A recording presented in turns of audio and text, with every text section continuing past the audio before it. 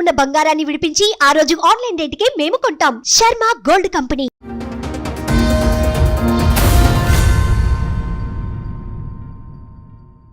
Sir నమస్తే అండి. నమస్తే మేడం. నేను ఇక్కడికి రావడానికి కారణం ఏంటంటే నా వైఫ్ నాతో చీట్ చేసింది madam. 20 years marriage life. 2020 Covid టైంలో నా బిజినెస్ దాదాపు ఒక 35 lakhs. మ్యారేజ్ ఎప్పుడైంది సార్ మీకు? 2005 మేడం. 2005 ఫిబ్రవరి 13th. మీరేం చేస్తారు? నేను ఇదివరకు బిజినెస్ చేస్తాను. ఏం బిజినెస్ అండి? నాది లాజిస్టిక్స్ అండి, ట్రావెల్స్. 2000 కోవిడ్ వరకు అంతా బాగానే ఉంది మేడం. కోవిడ్లో నేను లాస్ అయిన తర్వాత నా వైఫ్ ఫస్ట్ టైం ఆమె బయటకు అంటే అప్పటికి 15 years బాగానే ఉన్నట్టు మీ మ్యారిటల్ రిలేషన్? 15. పిల్లలు ఎంతమంది అండి? ఒక బాబు మేడం. మీ వైఫ్ ఏమన్నా పని చేస్తుందా? ఇప్పుడే స్టార్ట్ చేసింది. 2020 ఎప్పుడైతే కోవిడ్లో లాస్ అయినామో. సో ఎందుకు లాస్ ఎందుకు అయింది? 3 months 6 months కదా కొంచెం బిజినెస్ లాంటి ఇటు పూర్తిగా లాస్ అయిపోయి అంత ఎందుకు వెళ్ళారు? అది అంటే ఇప్పుడు నేను sub contract madam. Okay. So ఈ కార్పొరేట్ దాంట్లో ఎంప్లాయీ పికప్ డ్రాప్కి సబ్ కాంట్రాక్ట్ అండి. నాది మంత్లీ బిల్లింగ్ వచ్చి 15 నుంచి 20 lakhs ఉండేది. సో అది ఆల్ ఆఫ్ సడన్ క్లోజ్ చేసేసారు. ఆల్మోస్ట్ 1 year అసలు మళ్ళీ కంబ్యాక్ కాలేదన్నమాట. సో అట్లా లాస్ అయిన తర్వాత కూడా నేను గివ్ అప్ ఇవ్వకుండా సరే ఏదో బిజినెస్ అని ఇంకో బిజినెస్ అది ఇది ఏదో చేస్తున్నాను. అంటే అంతకు ముందు ఎర్న్ చేసింది ఉంటుందిగా 15 years లో కొంత, అదేమీ లేదా? అంటే ప్రాపర్టీస్ కొనో ఏదో అట్లాంటిది ఏం లేకుండా మేడం. ఇంకా అక్కడ వరకు అయిపోయింది. ఎప్పుడైతే ఈమె జాబ్ చేస్తా అంటే ఆమె నమ్మి పంపించడం జరిగింది. ఓకే. అనుటెక్స్ అని మల్కాజ్గిరిలో 1 year సఫర్ అయ్యారు కాబట్టి కనీసం ఇద్దరు తోడుగా ఉంటే బెటర్ అని తను జాబ్ చేస్తానని ఇంట్రెస్ట్ చూపించింది, మీరు పంపించారు. అంటే ఏ పనికి వెళ్ళింది ఆవిడ? యాక్చువల్గా ఆమె డెసిగ్నేషన్ తెలియదు, ఆమె శాలరీ తెలియదు, ఎక్కడ జాబ్ చేస్తుంది కూడా చెప్పలేదు. ఫస్ట్ టైం అమ్మాయి జాబ్కి వెళ్ళినప్పుడు ఏమండి నాకు ఇంత శాలరీతో ఆఫర్ వచ్చిందండి అని కామన్ గా షేర్ చేసుకుంటారు కదా. అవన్నీ ఏం లేదు. అయితే 3 months అయిపోయింది. 2020 సెప్టెంబర్ ఆ టైంలో ఆమె వెళ్ళింది అనమాట. ఆమె వాళ్ళ సిస్టర్, కజిన్ సిస్టర్ ఇద్దరు కలిసి జాబ్కి. 3 months తర్వాత ఎంత శాలరీ ఎంత వస్తుంది మీకు అని అడిగిన. నీకేందుకు 3 months జాబ్ వచ్చినాక మీరే అడుగుతారు కదా. అంటే జాబ్ చేస్తుంది 3 months అయిందనమాట. ఫస్ట్ మంత్ అడిగితే రిప్లై లే, సర్లే ఎందుకులే ఆమెతో మనకి డబ్బులు మనకి ఎందుకులే అని నేను వదిలేయడం జరిగింది. మీరు ఆల్రెడీ అప్పుల్లో ఉన్నారు కాబట్టి నేను ఆమె డిస్టర్బ్ చేయదలుచుకోలేదు. మీరు అడిగి మళ్ళీ మీకు ఇవ్వాల్సి వస్తుందని అని అనుకున్నారా మరి ఏంటో తెలియదు. ఓకే ఫైన్, నేను వదిలేసిన. 3 months తర్వాత ఎంత అప్పుడే బాబు కోవిడ్లో SSC పాస్ అయింది అనమాట. సో వాడికి మళ్ళీ కాలేజ్కి దానికి అని నేను నా ప్లాన్స్ నాకు ఉన్నాయి అన్నమాట. శాలరీ ఎంత అని అడిగేసరికి నీకేంది ఇచ్చేది, నీకేం చెప్పేది అని చెప్పి గొడవ పెట్టుకొని, పెద్ద గొడవ, అసలు నో రీజన్. ఇది ఒక సాలిడ్ రీజన్ ఉందని దానికి ఏం లేకుండా గొడవ పెట్టుకుని ఇంట్లోంచి వెళ్ళిపోయింది బాబుని తీసుకొని. వాళ్ళ అమ్మోళ్ళ ఇంటికి వెళ్ళిపోయింది. సరే అంటే మనం చేసిన దీనికి పిల్లోడు ఎందుకు సఫర్ కావాలని మళ్ళీ వెళ్ళి కాళ్ళు పట్టుకొని పిల్లోడు ఫ్యూచర్ పాడైద్ది అని చెప్పంటే సరే అని వచ్చింది. నేను ఒక చిన్న రెస్టారెంట్ ఓపెన్ చేసాను అనమాట. అప్పుడే అన్ఫార్చునేట్ నాకు కోవిడ్ అయ్యి 14 days నేను క్వారంటైన్లో ఉండాల్సి వచ్చింది. అది అంటూ మళ్ళీ లాస్ అయింది. సరే ఏదో ఒకటి మనం ముందుకు వెళ్ళాలని పిల్లోడికి మంచి కాలేజ్ భవన్స్ సైనిక్పూరి డిఫెన్స్ కాలనీలో దాంట్లోనే చేస్తానంటే సరే దాంట్లోనే చేర్పించాను. ఇదంతా అయిపోయింది మేడం. బీటెక్ ఎంసెట్లో ర్యాంకు చాలా హెవీగా వచ్చింది అనమాట. నేను చెప్పిన బాబు నీ ఏజ్ ఇంకా అయిపోలేదు, you may take a gap, long term ఎంసెట్కి వెళ్ళు. So if you got a మంచి ర్యాంక్ వచ్చింది అనుకో, నీకు మంచి కాలేజ్లో ప్లేస్మెంట్ వస్తుంది, మీరు తిరిగి చూడాల్సిన అవసరం ఉండదు, నీ ఫ్యూచర్ సెట్ అయిపోద్ది అని చెప్పి. ఇద్దరు తల్లి కొడుకులు గొడవ చేసేసిన మీద లేదు కాదు అది అని అంటే సరే అని కౌన్సిలింగ్లో అటు ఇటు సీట్ వచ్చింది, అన్నీ కట్టినాం. ఎప్పుడైతే ఈమె చెప్పకుండా అంటే ఇంకా ఆఫీస్ మీరు ఇంకా సెటిల్ అవ్వలేదు కదా, ఇప్పుడు అంత పేమెంట్ కట్టి కాలేజీ ఫీజు చేర్పించి అంత అమౌంట్ ఎక్కడ తనకి? కొన్ని చిట్టీస్ ఆమె దగ్గర లేదు, నా దగ్గర. నేనే ఫస్ట్ ఇయర్ మొత్తం 1.5 lakh అయింది madam. College first time bus కానీ దానికని మొత్తం ట్రాన్స్పోర్ట్ 1.5 lakh అయింది. కౌన్సిలింగ్లో వచ్చింది సీట్ బాబు.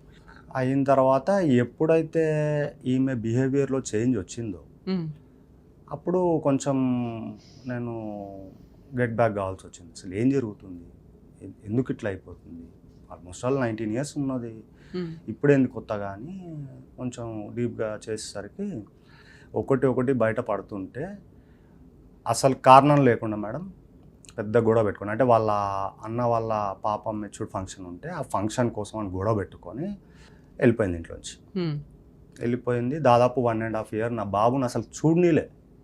నేను కాలేజ్ దగ్గరికి వెళ్ళి మాట్లాడదాం, ఇప్పుడు నాకు ఎవ్వరు లేరు మేడం. నేను చిన్నప్పటి నుంచి మా అమ్మ 3.5 years ఉన్నప్పుడు చనిపోయింది. ఎప్పుడు వెళ్ళిపోయింది ఇంట్లో నుంచి లాస్ట్ 2024 May 29th. సరే, పిల్లోడు అయితే వయసుకు వచ్చిన పిల్లోడు, మీ బాధ కూడా అర్థమవుతుంది పిల్లాడికి. పిల్లాడు మీ వైఫ్ ఉంటాడా? లేదు, ఆమె వైఫే ఉన్నాడు. అంటే ఆయనకి నో రీజన్, అంటే ఎందుకు మాట్లాడొద్దు మా నాన్నతోనంటే ఆయనని ఎమోషనల్గా బ్లాక్మెయిల్. ఆల్మోస్ట్ 20 years నుంచి నాతో అదే చేసింది ఆమె. ఏదైనా క్వశ్చన్ అంటే ఏదైనా గట్టిగా అడిగినాం అనుకోండి, నేను వెళ్ళిపోతా, ఇంట్లో ఫోన్ పెట్టేసి వెళ్ళిపోతా. సరే, ఇప్పటికైనా తెలిసిందా మీకు ఆవిడ శాలరీ ఎంత అని? అది తర్వాత తెలిసింది. లాస్ట్ సుమారు 9,000. 9,000కి ఇన్ని పనులు చేస్తే ఎంత యాటిట్యూడ్ చూపిస్తుంది అది. ఓకే, అయితే ఫంక్షన్ది గొడవ జరిగింది. వాళ్ళ పేరెంట్స్, అంటే వాళ్ళ ఇంటి ఫంక్షన్, వాళ్ళు అల్లుడుగా నాకు చెప్పలేదు. ఇప్పుడు ఆవిడ వెళ్ళే పని పలానా ప్లేస్ కని తెలుసు కదా, ఎంత శాలరీ వస్తుందో కూడా మీరు ఎస్టిమేట్ చేయలేకపోయారా? డిజిగ్నేషన్ ఎంతో నాకు చెప్పలేదండి, శాలరీ ఎంతో చెప్పలేదండి, డిజిగ్నేషన్ ఏంటో చెప్పలేదండి అంటే ఓ రేంజ్ లో ఊహించుకుంటున్నాను నేను. ఆమె అంటే సరే పలానా ఆఫీస్కి వెళ్ళింది, ఆఫీస్లో ఎంత ఇస్తారు యావరేజ్ గా? 10,000 15,000 ఎలా ఉంటది? పలానా బట్టల షాప్ లోకి వెళ్ళింది, ఎస్టిమేట్ చేసేయచ్చు మనం. డిజిగ్నేషన్ అనే అంత అంటే బాబు ఏమో మంచి జాబ్ అనుకున్నాను నేను. పోన్లేండి సార్, అంటే 9,000కే భర్తతో కాపురం నాశనం చేసుకుంటూ వెళ్తుందా ప్రతిసారి? అయితే అంటే నేనేమనుకున్నానంటే నాకు నేను వెళ్ళి కనుక్కోవడము అది కరెక్ట్ గా కనుక్కో అవసరంలా, మీరు ఉన్న సొసైటీలో మీకున్న సీనియారిటీకి ఎస్టిమేట్ చేయొచ్చు మనం అంటున్నా. నేను ఇంకా అంత డీప్గా ఆలోచించలేను, ఎందుకంటే నాకు మేజర్గా అంటే నాకు పేరెంట్స్ లేక నేను అమ్మమ్మ దగ్గర గ్రోనప్ అయ్యి చదువుకొని నాకు నేను 20 years అసలు మీ ఇద్దరికి ఏ విషయం మీద గొడవ అవుతుంది? ఇప్పుడు 2 సార్లు వెళ్ళిపోయింది, ఆవిడని హెరాస్ చేసే వాళ్ళు ఎవ్వరూ లేరు, ఉన్నది మీరు ఒక్కళ్ళు. ఉన్న భర్త బ్యాక్గ్రౌండ్లో ఎవ్వరు లేరు. సో ఖచ్చితంగా ఆవిడే మిమ్మల్ని చూసుకోవాలి, టేక్ కేర్ చేయాలి. అలాంటిది మిమ్మల్ని ఈ వయసులో ప్రతిసారి బ్లాక్మెయిల్ చేయడానికి రీజన్ ఏంటి? ఆమెను ఏం అడగొద్దు అంటే ఏం అడుగుతారు మీరు? ఫ్రీడమ్, మొత్తం ఫ్రీడమ్ ఇచ్చేయాలంటే ఆమె ఎవరితోనైనా తిరిగినా ఏం అడగొద్దు. ఇంకా అంటే మెయిన్ ట్విస్ట్ చెప్పాల్సింది ఏంటంటే 2024 May 13th మనకి ఎంపీ ఎలక్షన్స్, ఆంధ్రాలో జనరల్ ఎలక్షన్స్. అప్పుడు నాకు కారు ఉందన్నమాట, నాది ఓన్ కారు ఉంది. ఎలక్షన్ కమిషన్ నుంచి నాకు ఒక 5 vehicles ఎవ్రీ ఎలక్షన్ మూమెంట్లా మనకి వస్తుంది అనమాట. ఓ 5 vehicles బుకింగ్ వస్తే నా వెహికల్ కూడా తీసుకొని నేను అరకు వెళ్ళాను. ఎలక్షన్ 10th రోజు వెళ్ళాం. ఆ రోజు నైట్ నేను 13th రోజు ఎలక్షన్ ఫినిష్ అయిపోయిన తర్వాత నైట్ సార్ అన్నారు వెళ్ళిపోదాం ప్రవీణ్ అంటే వచ్చేస్తున్నాము. వచ్చేప్పుడు ఫోన్ చేసిన, నైట్ ఇంటికి వచ్చేస్తున్నా అయిపోయింది అని చెప్పి. ఆ రోజు నైట్ ఇంటికి వచ్చి చూసరికి లేదు ఇంట్లో. ఎన్నింటికి వచ్చారు? నేను ఆల్మోస్ట్ 2:30 అయింది మేడం, అరౌండ్ midnight 2:30. అక్కడ సాయంత్రం 6:30కి బయలుదేరాం. అక్కడ అరకులో పిల్లాడు ఉన్నాడా? పిల్లోడు ఉన్నాడు, పడుకొని ఉన్నాడు. మరి పిల్లోడిని లేపి అడిగినా తెలుస్తుంది. డోర్ ఎవరు తీశారు? పిల్లోడే తీస్తాడు మీకు? అంటే కరెక్ట్ మిడ్ సమ్మర్ కదా, బాబు కూలర్ పెట్టి పడుకున్నాడు, లేపితే కూడా లేవలేదు. ఫోన్ చేస్తే ఫోన్ స్విచ్ ఆఫ్ ఉంది. ఇంకా ఈ విషయం మార్నింగ్ వరకు వెయిట్ చేశాను, ఫోన్ స్విచ్ ఆఫ్ వస్తుంది, టెన్షన్ అయిపోయింది. ఎక్కడికి వెళ్ళింది ఫోను అది అని. పొద్దున్న 5:36 వరకు వెయిట్ చేసి ఇంకా నాకు కూడా ఓపిక లేక పడుకున్నాను. వచ్చింది, ఆ పని చేసుకుంది, వెళ్ళిపోయింది. ఇంకా మళ్ళీ ఆఫీస్కి వెళ్ళిపోయింది, తన పనికి ఎక్కడికి వెళ్ళిందో తెలియదు. ఇంకా అప్పటి నుంచి స్టార్ట్ అయింది మేడం.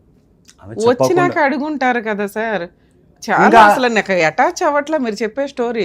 ఆవిడ ఆవిడ ఇట్లా ఉత్తిన భర్తను వదిలేరు కదా 20 ఏళ్ల కాపురం చేసి. అదే కదా మేడం, ఇప్పుడు ఏది అడిగినా గానీ అడిగితే సమాధానం చెప్పాలి కదా, చెప్పకుండా ఎందుకుంటారు? ఆ 13th తర్వాత 1 week తర్వాత సండే రోజు టైం దొరికింది. మిడ్నైట్ ఎక్కడికి వెళ్ళిందో చెప్పకుండా ఉండరు కదా సార్. మీ కామన్ ఫ్రెండ్స్, పక్కింటోళ్ళు, ఎదిరింటోళ్ళు, మీకు పరిచయాలు ఉంటాయి కదా, పోనీ వాళ్ళని పిలిచి రాత్రి ఎక్కడికి వెళ్ళిందంటే అడిగితే ఇంత గొడవ పడుతుంది ఈ అమ్మాయి అని అనొచ్చు కదా మేడం. నేను ఏదైతే అపార్ట్మెంట్ లో ఉన్నానో అందరికీ తెలుసు ఈమెని. అంటే ఏదన్నా మనం అడిగినాం అనుకోండి, నోరు వేసుకొని పడిపోద్ది, సింపుల్ రీజన్. సరే, మార్నింగ్ లేచినాక మీ అబ్బాయిని అడిగారా? కాలేజ్కి వెళ్ళిపోయాడు. నేను నైట్ అంతా మీ దగ్గర ఏది ఆన్సర్ లేదేంటి సార్? సరే, తర్వాత ఇంకా అప్పటి నుంచి అడిగి మళ్ళీ 1 week తర్వాత ఏంది అసలు ఎక్కడికి వెళ్ళినావు, ఆ రోజు నైట్ అంతా లేవనంటే ఇంకా స్టార్ట్. నేను ఎందుకు లేను, నేను ఇక్కడే ఉన్నా.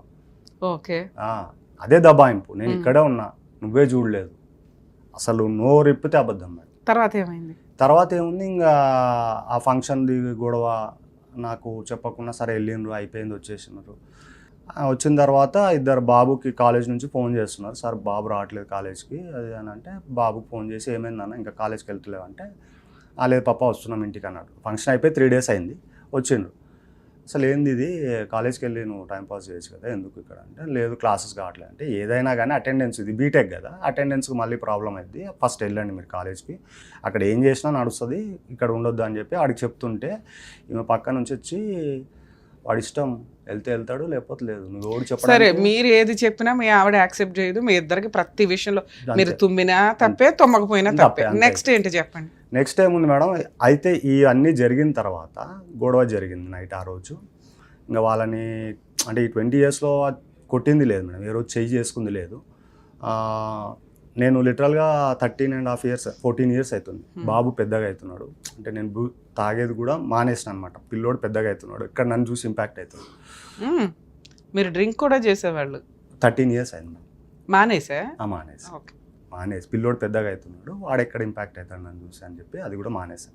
ఇవన్నీ జరిగి గొడవ అయింది, పిఎస్లో కంప్లైంట్ ఇస్తే అక్కడికి వ్యక్తి వస్తాడు అనమాట, ఒక అతను పోలీస్ స్టేషన్కి. నీకేం ప్రాబ్లమ్స్ ఉన్నాయో రాసేసాయి, డివోర్స్ ఇచ్చేసాయి, నేను చూసుకుంటాను. ఎవరా వ్యక్తి? అప్పటి వరకు కూడా తెలియదు నాకు. ఎస్ఐ గారిని అడిగిన, ఈయన ఎవరండి అంటే, ఫ్యామిలీ మ్యాటర్ ఎవరు పడితే ఒకటి అడ్వకేట్ అవ్వాలి, లేదా పెద్ద మనిషి అవ్వాలి, లేదా వాళ్ళ ఫ్యామిలీ మెంబర్స్ మీకు తెలుస్తారు, చుట్టాలు. ఈయన ఎవరండి, ఎస్ఐ గారిని అడిగాను, ఈయన ఎవరండి, మా ఫ్యామిలీ విషయంలో ఈయన ఎందుకు అవసరం, మేము మాట్లాడుతున్నాం. ఆయనకు చెప్పినాను, బాబు మీరు బయటకు వెళ్ళండి, ఒక 5 minutes మేము మాట్లాడుతున్నాం అంటే, లేదు వీళ్ళ కోసం వచ్చినా, నేను ఈమె కోసం వచ్చిన అని చెప్పి ఎస్ఐ గారు ముందనే చెప్తారు. ఎస్ఐ గారు నన్ను నించోబెట్టి ఒక వల్గర్ వర్డ్ యూజ్ చేశారు. ఎస్ఐ కొండలని మల్కాజ్గిరి పిఎస్లో వల్గర్ వర్డ్ యూజ్ చేస్తున్నారు నన్ను నించోబెట్టి. ఎప్పుడు సార్, ఎప్పుడు జరిగింది incident? 2024 May 38 vulgar word use చేస్తున్నాడు. ఇంకా వాళ్ళని కూర్చోబెట్టి వాళ్ళ వర్షన్ విని పిటిషన్ రాయించినాడు. నేను ఇచ్చిన పిటిషన్ పక్కన పెట్టేసి, ఇంతకీ ఆయన ఎవరు వచ్చిన తోడు ఈమె బాయ్ ఫ్రెండ్, ఇద్దరు. దాదాపు 2020 ఎప్పుడైతే నేను ఈమెను క్వశ్చన్ చేయడం మొదలు పెట్టినానో అప్పటికే వాడు ఫ్రీగా డ్రెస్లు ఇస్తాడంట. అదే అనుటెక్స్లో జాబ్ చేస్తాడు వాడు, పర్చేజర్ అనమాట. సో అదేంది శాంపిల్కి వచ్చిన డ్రెస్సులు. సో మీ మీద కేసు 498 కేసు రిజిస్టర్ చేసింది. ఓకే, తర్వాత కేసులు వేసారా? లేదు మేడం. అయితే నాకు ఈ 1.5 year ఇంకా నన్ను ఇబ్బంది పెట్టిన అనమాట. ఇబ్బంది అంటే మామూలు కాదు మేడం. అంటే వీళ్ళు ఇల్లీగల్గా ఉన్నారనేది నేను ఇంకా నమ్మలేదు అప్పటికి. నేను 19 years సంసారం చేసినాం మనం, అంత ఈజీగా నేను నమ్మలేకపోయినా. ఆల్ ఆఫ్ సడన్ ఇంకా డివోర్స్ ఇవ్వమంటే ఇయ్యనన్నది. సరే పోనీ, నేను ఇది కూడా చెప్పిన, నీకు ఇట్లనే ఉండాలనిపిస్తుంది కదా, ఉండు, బాబు నా దగ్గర పంపి, నాకు వాడే కావాలి, మీరు ఎవరితో పని లేదు, నాకు వాడే ప్రపంచము, వాడే కావాలి, నీకు నెలకు 10,000 నేను పంపిస్తాను నేను చెప్పిన. లేదు పంపాను, నీకు 50,000 మెయింటెనెన్సా, ₹1,00,000 మెయింటెనెన్స్ వేస్తాను నీ మీద అని చెప్పి హరాస్ చేసింది. ఎప్పుడైతే లాస్ట్ 2025 May మిడ్ టైంలో ఇద్దరు రెడ్ హ్యాండెడ్గా సూపర్ మార్కెట్లో దొరికారనమాట. ఇద్దరు వాడిని కొట్టడం జరిగింది. నేను సూపర్ మార్కెట్లో ఇలా ఎందుకు ఉంటుంది సార్? అయ్యో మేడం, అది రెగ్యులర్ ప్లేస్ అంట వాళ్ళది. ఓహో, షాప్, ఇప్పుడు షాప్ లో చేస్తున్నారు కదా. సూపర్ మార్కెట్ లో ఏదో కూరగాయలు కొనడానికో లేదా సరుకులు కొనడానికో వెళ్తారు. లేదు వాళ్ళు మీకు అక్కడ రెడ్ హ్యాండెడ్ గా దొరికేదే లేదు, ఫ్రెండ్షిప్ లో వెళ్ళారని మనం అనొచ్చు. కానీ అక్కడ నేను ఎంక్వైరీ చేసిన తర్వాతనే అక్కడ అంటే వీక్లో 3 times ఇద్దరు అక్కడికి రావడము, కలుసుకోవడము, అక్కడే మాట్లాడుకోవడం. ఎందుకంటే ఇక్కడ ఆల్రెడీ ఆర్గనైజేషన్లో అందరికీ తెలిసిపోయింది వీళ్ళు ఇల్లీగల్ రిలేషన్. వీడు మొత్తం బట్టలు ఇస్తాడంట, అంటే వేసుకోవడానికి, మొత్తం పార్కింగ్లో వీళ్ళు చేసే పనులు, ఏదో పనులు అన్నీ చెప్పేస్తారు మేడం. ఎప్పుడైతే నాకు బాధ అయ్యి నేను ఆర్గనైజేషన్ అప్రోచ్ అయితే ఓనర్ గారు ఏం చేశారు, కరెక్టే అమ్మా, నువ్వు చెప్పింది కరెక్టే, మీకైతే కొంత ఎవిడెన్స్ అయితే ఉంది ఆవిడకి ఎక్స్ట్రా మ్యారిటల్ అఫైర్స్ ఉన్నాయని. పిల్లాడు మీరు ఆవిడ సపరేట్ అయిపోయి 1 year అవుతుంది, 1.5 year అవుతుంది. 498 కేసు ఒకటి రన్నింగ్ లో ఉంది. మీకు స్టేషన్ బెయిల్ ఇచ్చారు. డైవర్స్ కేసు కానీ డొమెస్టిక్ వైలెన్స్ కానీ? డైవర్స్ కేసు అయింది, డైవర్స్ అయిపోయింది. విడాకులు కూడా వచ్చినాయి. వచ్చినాయి. మ్యూచువల్ డైవర్సా? Mutual divorce. అంటే వీళ్ళు ఎప్పుడైతే రెడ్ హ్యాండెడ్గా దొరికినారో సార్ మీరు డైవర్స్కి ఒప్పేసుకున్నారు. వాడు నన్ను బెదిరిస్తాడు మేడం. అదే ఏదైనా కలిగేది 498 క్లోజ్ అయిపోయిందా? 498 క్లోజ్ కాలేదు. అప్పుడు మ్యూచువల్ డైవర్స్ ఎందుకు ఇచ్చారు? ఆమె ఒప్పుకున్నది, MOU రాశారు, నేను అన్ని మరి కేసులు 498 క్లోజ్ అవ్వాలి కదా. అది చేయరంట ఇప్పుడు. ఎందుకు? నా మీద ఇంకా పగ సాధించాడు. అప్పుడు మ్యూచువల్ డైవర్స్ ఎందుకు ఇచ్చారు సార్ మీరు? నేను అసలు అదే చెప్తున్నాను కదా ఏదో మేడం. papers వాడు ఏం తెచ్చారా? నన్ను ఒక రేంజ్ లో భయపెడుతున్నాడు వాడు. హ్మ్. నువ్వు కనుక ఇయ్యపోతే, ఒప్పుకోపోతే. ఏ కోర్టులో అయింది మీకు mutual divorce? Medchal Malkajgiri. Okay, mutual divorce అయిపోయి ఎంత కాలం అయింది? September first. మొన్న సెప్టెంబర్లో అయ్యింది. సరే ఇక్కడికి ఎందుకు వచ్చారు? నాకు అన్యాయం జరిగింది మేడం. నా వైఫ్ నన్ను మోసం చేసింది. నేను మోసపోయినందుకు నాకు బాధ లేదు. ఎవరు లేరు, ఇవాళ ఉంటారే పోతా, మేబీ ఎప్పుడు దేవుడు తీసుకుపోతాడో వెళ్ళిపోతా. కానీ అన్యాయం చేసినందుకు ఇప్పుడు వాడి ఫ్యామిలీ మళ్ళీ ప్రాబ్లం కావద్దు. ఆమె కూడా ఆడకూతురే మేడం. ఎవరైనా ఆడవాళ్ళే. ఆమెకి ఇబ్బంది కావద్దు. ఈ విషయాలు మొత్తం నాకు తెలియదు. వీడు చేసే ఏదో పని. ఆయన ఎంత గొప్ప వ్యక్తి అంటే 2022లో మేడం సేమ్ ఒక ఎంప్లాయీతో అదే పని చేస్తే తీసుకెళ్ళి జైల్లో పెట్టించిందాను ఆ పర్సన్ని. ఓహో. ఇప్పుడు ఈయనతో అనే ఆయనతోనే ఈమె రిలేషన్లో ఉంది. ఇక్కడ ఆల్రెడీ క్లియర్ గా ఉన్నాయి చీటింగ్, సెక్సువల్ అబ్యూజ్ ఇవన్నీ. అదేంటిది ఇది అంటే ఆయన చేసిన ఈ దొంగ వ్యవహారం అనమాట ఈ పర్సనే. కానీ అనుటెక్స్ అనే సంస్థ అన్ని విధాలుగా షీల్డ్ చేస్తుంది అనమాట ఈ అబ్బాయిని. ఎందుకు చేస్తుందో తెలియదు. ఇది న్యూస్ పేపర్లో వచ్చిన పేపర్? న్యూస్ పేపర్లో. ఓకే సరే, మీకు మ్యూచువల్ డైవర్స్ అయిపోయినాయి, అయిపోయి కూడా 3-4 months అవుతుంది. మీ అబ్బాయి ఏమి మీతో మాట్లాడట్లేదా ఇప్పటికి? ఫోన్ నంబర్ బ్లాక్ చేసేసి మేడం. సరే మీకు పేడ వదిలిపోయింది కదా, ఎందుకు ఫ్రీగా ఉండొచ్చుగా? ఇంకా ఆ డిప్రెషన్లో ఇట్లా టీవీ షోల చుట్టూ, కోర్టుల చుట్టూ ఇంకా తిరగడం ఎందుకు? అసలు అంటే నాకు చేసిన అన్యాయంకి నేను తట్టుకోలేకపోతున్నాను. ఇప్పుడు నేను తప్పున్నాను మేడం. నేను తప్పున్నాను. మీరు పిలిచి నన్ను ఒక్కటి లాగి కొట్టండి, నేను పడతా. నాకన్నా చిన్నవాళ్ళు కొట్టినా సరే పడతా నేను. నా తప్పు లేకుండా నన్ను ఇబ్బంది పెట్టి, నన్ను మానసికంగా శారీరకంగా నన్ను ఇబ్బంది పెట్టింది కదా, అది తట్టుకోలేకపోతున్నాను నేను. నాకు ఆమె కావాలి అనేది కాదు, నా కొడుకు నాకు కావాలి. నా కొడుకు నాకు కావాలి. ఆమె అంటే మీరు అంటున్నారు సూపర్ మార్కెట్లో ఏముంది, ఇద్దరు వెళ్ళి షాపింగ్, ఈమె వెళ్తుంది అక్కడికి, ఫోన్ చేస్తారు. మ్యూచువల్ డైవర్స్ వచ్చేసిన తర్వాత ఇంకా అవన్నీ మాట్లాడుకోవడం దండగా. మీరు ఆ మ్యూచువల్ డైవర్స్ ఇచ్చేది ముందే మాతో మాట్లాడవచ్చు. ఆల్రెడీ వచ్చిన ఏదన్నా ఒక సపోర్ట్ చేయగలుగుతాం. ఒకసారి డైవర్స్ అయిపోయినాక ఇంత కక్ష పెట్టుకోవడం అనేది కుదరదు. ఎక్కడికి వచ్చారు? ఇక్కడికి వచ్చారా? అప్పుడు మేము ఉండవు. మేము ఉన్నప్పుడు పిలుస్తాం కానీ మీరు వచ్చినప్పుడు కుదరదు కదా. సరే ఒక అడ్వకేట్ ని పెట్టుకోవాలి కదా సార్, ఎందుకు పెట్టుకోలేదు మీరు? ఫైనాన్షియల్ గా నేను అంత స్టేబుల్ గా ఇప్పటికి సార్, ఇప్పుడు 1.5 year అవుతుంది, ఇప్పటికి మీరు ఏం జాబ్ చేయట్లేదా? జాబ్ చేస్తున్నాను. మరి ఫైనాన్షియల్ స్టేబుల్ ఏంటి? వీళ్ళ కోసం చేసిన అప్పులే ఉన్నాయి మేడం. ఇంకా ఏం అప్పులు ఉన్నాయి? వీళ్ళ కోసం ఏం చేశారు? ఇప్పుడు ఆ పిల్లాడికి కాలేజ్ డబ్బులు కట్టినా దాదాపు 2 లక్షలు 3 లక్షలు ఖర్చులు ఉన్నాయా? అదంతా ఫస్ట్ ఇయర్. ఇప్పుడు మీ అబ్బాయి ఏ ఇయర్ లో ఉన్నాడు? థర్డ్ ఇయర్ లో ఉన్నాడు. సెకండ్ ఇయర్ అయిపోయింది. ఒక ఇయరే కట్టలేదు నేను. మరి అంతకుముందు బిజినెస్ లాస్ అయిన అప్పులన్నీ నా మీదే ఉన్నాయి, అవి కూడా కట్టుకోవాలి కదా మేడం. సరే మీరు ఈ అప్పులన్నీ క్లియర్ చేసి స్టాండర్డ్గా నిలబడితే మీ ఆవిడ మళ్ళీ వచ్చేస్తుందేమో, మీ పిల్లోని పంపిస్తుందేమో. మీ దగ్గర డబ్బు ఉంటే ఎవరన్నా వచ్చి వాళ్తారు. మీరు అది ఎందుకు ప్రూవ్ చేసుకోవాలని చూడట్లేదు? నేను అంటే డబ్బే ఇంపార్టెంట్ అనుకుంటే అది వేరే అయిద్దిగా మేడం. మనిషి అంటే ఫోన్ పక్కన పెట్టండి, ఫోన్ పక్కన పెట్టండి. మనము మనిషి ఇప్పుడు తప్పు లేకుండా వాడిని ఇబ్బంది పెట్టి నలుగురిలో చులకన చేసేసి, నువ్వు అక్కడ సంస్థలో ఏం చెప్పుకొని తిరిగినావు, మా హస్బెండ్ వేస్ట్ గాడు, నన్ను కొడతాడు, తాగుతాడు, జీతం లాగేసుకుంటాడు. ఇక్కడికి ఎందుకు వచ్చారు? మీకేం కావాలి? నాకు మా బాబు కావాలి మేడం. ఓకే, నాకు నా బాబు కావాల్సిందే. సేమ్ టైం ఆమెకి పనిష్మెంట్ కావాల్సిందే. మోసం చేయడం మామూలు చిన్న విషయం కాదు మేడం. సార్ ఎక్స్ట్రీమ్లీ సారీ అండి. ఎందుకంటే లీగల్ ప్రొసీడింగ్స్ ఏవి ఉంటాయో దాన్నే మీరు కోర్టుల ద్వారానో అడ్వకేట్ల ద్వారానో ఇంకొకటి టైం సఫర్ అవ్వకుండా మా వంతు ప్రయత్నంగా ఏదో సోషల్ సర్వీస్గా ఇక్కడ కూర్చొని కొంత టైం ఇస్తుంటాం. పాపం మీరు అన్నారు నాకు కష్టం వచ్చినప్పుడు మేము సుమన్ టీవీ దగ్గరికి వచ్చామండి, ఆ టైంకి షో లేదు అని చెప్పి. యాక్చువల్గా మేము ఉండే బిజీకి మేము ఎప్పుడో మంత్లో ఒక 3-4 times వీళ్ళకి టైం ఇస్తే ఆ రోజు ఒక్కొక్కసారి 10 episodes midnight దాకా షూట్ చేస్తూ ఉంటాం. సో దానివల్ల మీకు ఇన్ టైంలో న్యాయం దొరకలేదని నా ఫీలింగ్. వన్స్ మ్యూచువల్ డైవర్స్ అయిపోయిన తర్వాత లీగల్ ప్రొసీడింగ్స్ అనేవి ఇంకా ఉండవు. 2 మీ అబ్బాయి విషయం, ఈ 2 విషయాలు మనం మాట్లాడదాం. నిజంగా ఏ తప్పు చేయకుండా చాలా కేసుల్లో జెంట్స్, మెయిన్గా హస్బెండ్స్ సఫర్ అవుతున్నవి రీసెంట్గా మనం ఎక్కువ చూస్తున్నాం. లేడీస్ అక్రమ సంబంధాలు పెట్టుకొని వెళ్ళిపోవడం, లేదా ఫోర్స్ఫుల్గా ఫాల్స్ కేసులు ఫైల్ చేసి, ఫాల్స్ ఎలిగేషన్స్ తోటి కేసులు ఫైల్ చేసి హస్బెండ్ ఫ్యామిలీ మెంబర్స్ని సఫర్ చేయడం, ఇక ఎంతో కొంత కాంపెన్సేషన్ తీసుకొని మ్యూచువల్కి వెళ్ళటం. సరే, కాంపెన్సేషన్ తీసుకుని మ్యూచువల్కి వెళ్ళినా పర్వాలేదు, ఫాల్స్ కేసులు వేసి సంవత్సరాల తరబడి తిప్పిచ్చేస్తూ ఉంటారు. ఈ ఎపిసోడ్లో మనం రికగ్నైజ్ చేయాల్సింది ఏంటి అంటే, ఇన్ టైంలో లీగల్ సపోర్ట్ అనేది ఎక్కడో అక్కడి నుంచి తీసుకోవాలి. జెంట్స్ పోలీస్ స్టేషన్కి వెళ్తే మ్యాక్సిమం లా లేదు కాబట్టి వాళ్ళకి నిజం తెలిసినా పాపం కొన్ని సందర్భాల్లో పోలీసులు తీసుకోరు. కనీసం ఒక అడ్వకేట్ని పెట్టుకొని, ఈ అమ్మాయి ఎక్స్ట్రా మ్యారిటల్ అఫైర్స్ పెట్టుకొని నన్ను ఎట్లా ఇబ్బంది పెడుతుందండి అని, అలాగే ఫాల్స్ కేసులు వేసి ఇబ్బంది పెడుతుందని కొంచెం లీగల్గా నోటీసులు పంపించడం.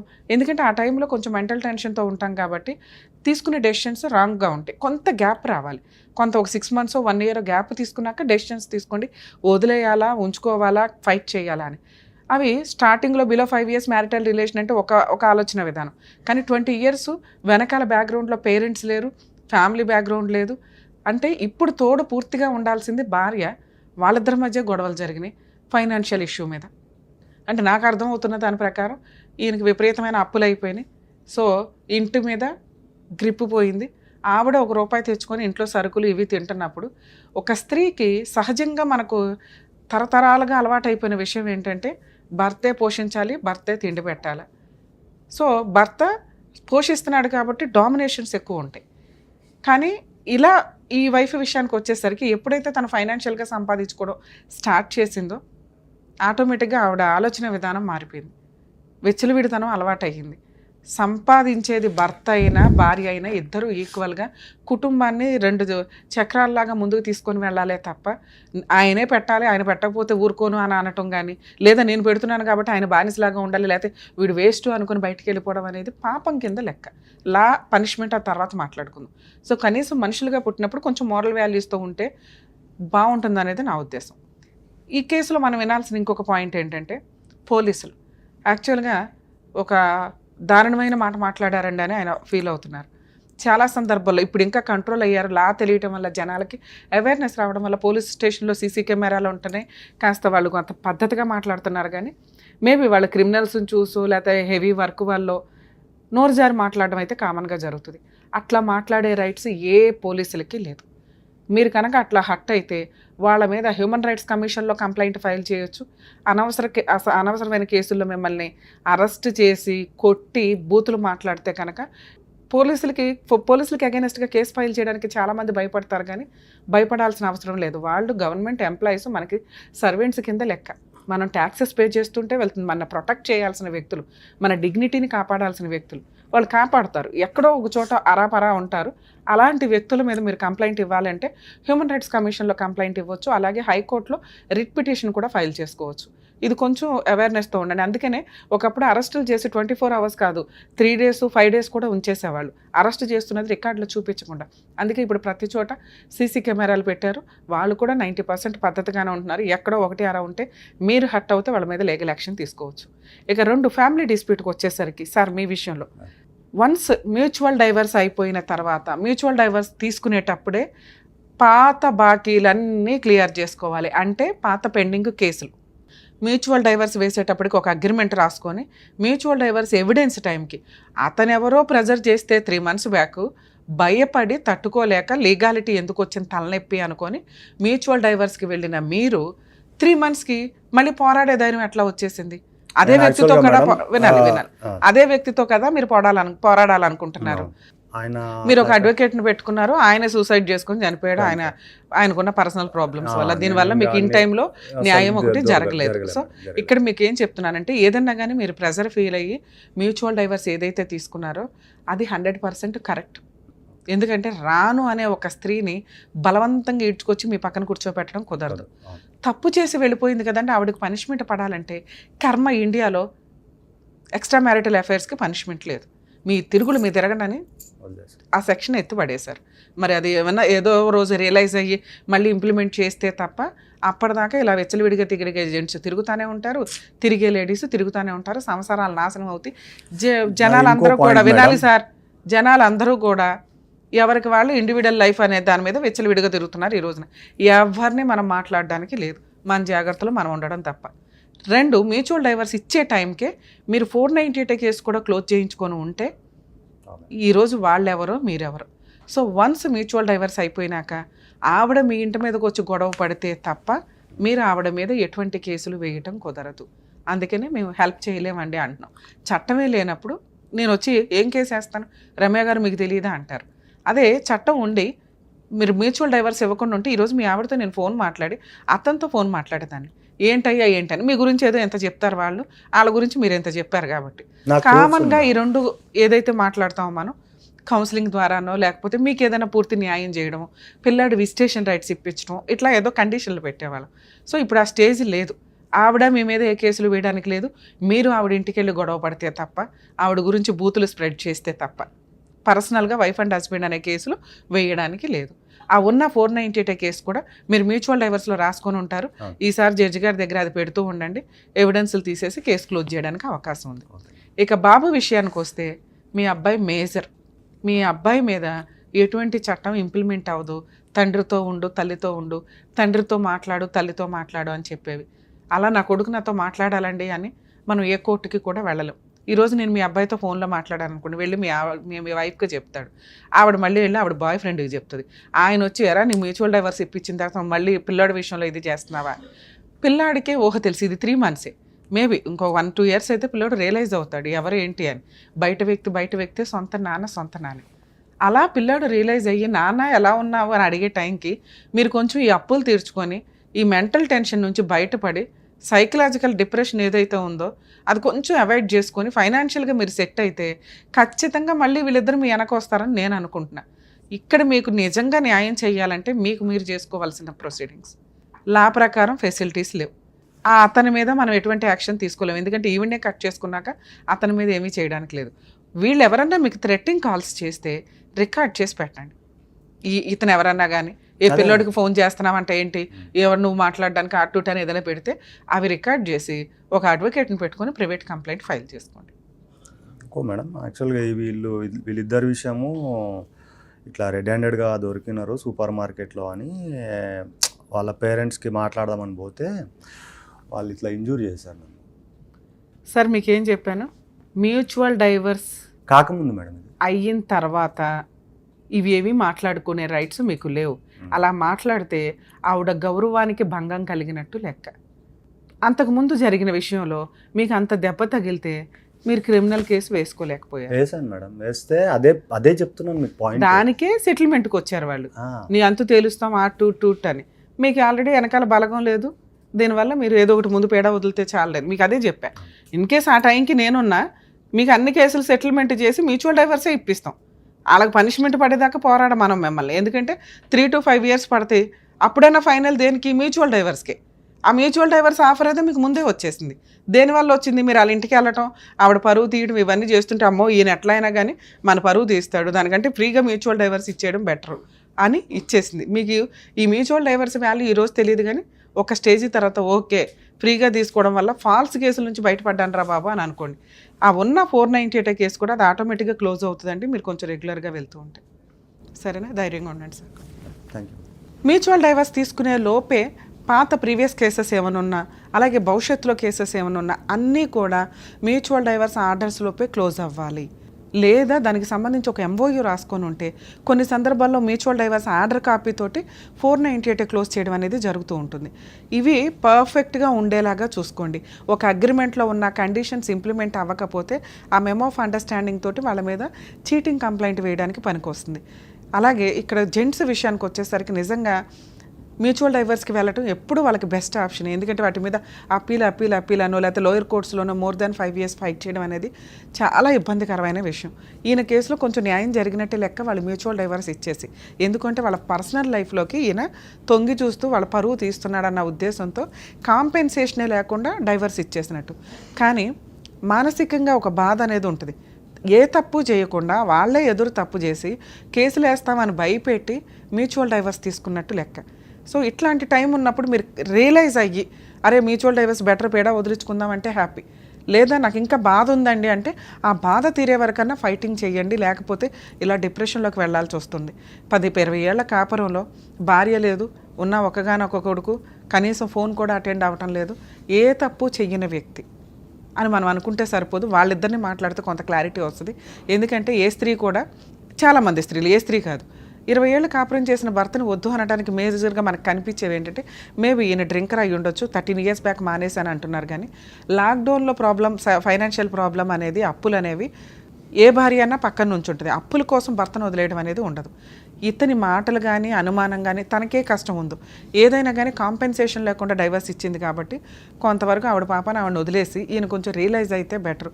పోలీసుల ద్వారా కష్టం అనిపిస్తే, అలాగే పోలీస్ స్టేషన్స్లో మీకు ఏమైనా పోలీసుల ద్వారా కష్టం అనిపిస్తే హ్యూమన్ రైట్స్ కమిషన్లో కంప్లైంట్ ఇవ్వండి, హైకోర్టులో రిట్ పిటిషన్ వేసుకోవచ్చు, లేదా హైకోర్టులో లీగల్ సెల్ అథారిటీ ఉంటుంది, వాళ్ళకన్నా మీరు కంప్లైంట్ రేస్ చేస్తే కొంచెం వాళ్ళకి క్లారిటీ అనమాట, ఏంటి ఏ పోలీసులు ఎట్లా ఉంటున్నారని. వాళ్ళ మీద సీక్రెట్గా ఎంక్వైరీలు నడిపిస్తూ ఉంటారు.